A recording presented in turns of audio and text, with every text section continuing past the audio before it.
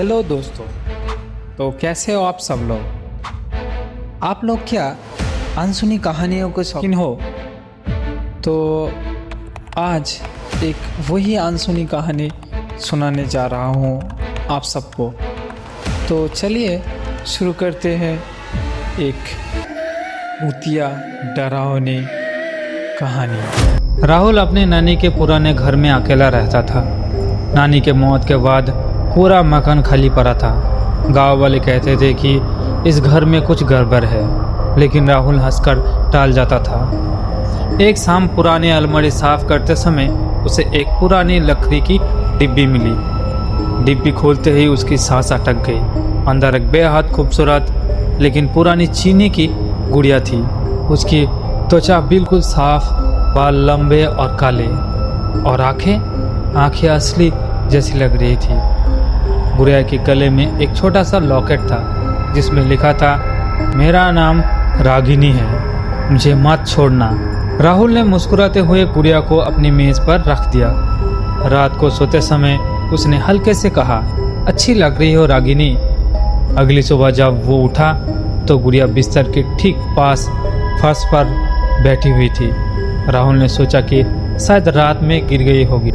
उसने उसे फिर से मेज पर रख दिया।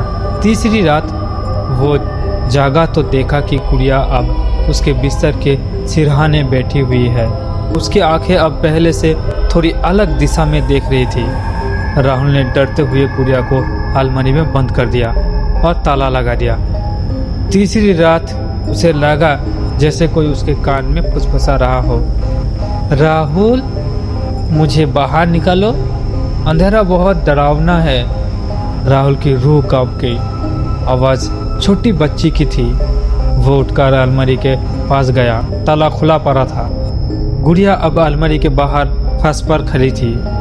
उसकी गर्दन थोड़ी झुकी हुई थी और होठों पर हल्की मुस्कान थी। राहुल पीछे हटते हुए बोला, तो तुम कौन हो?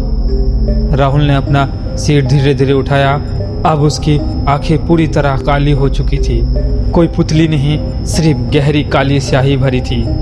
मैं रागिनी हूँ। 1943 में इसी घर में मेरी हत्या हुई थी।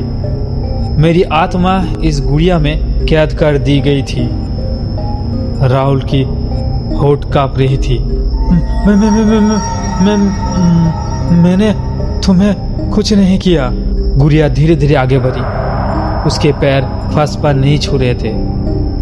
तुमने मुझे छुआ है, तुमने मुझे नाम दिया है, अब मैं तुम्हारी हूँ हमेशा के लिए। अचानक सारे कमरे की लाइटें झपकने लगी। राहुल भागकर दरवाजा की तरफ गया, लेकिन दरवाजा अंदर से बंद हो चुका था। पीछे से एक ठंडी नरम हाथ ने उसकी कलाई पकड़ ली। खोलो ना राहुल, गुड़िया के साथ खेलो। राहुल ने मुड़कर देखा। गुड़िया अब राहुल की बराबरी की लंबाई हो चुकी थी।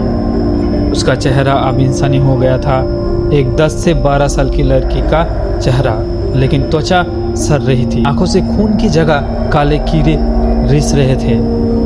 राहुल चीखा, लेकिन उसकी चीख गले में ही अटक गई। अगली सुबह गांव वालों ने राहुल को उसके कमरे में मरा हुआ पाया।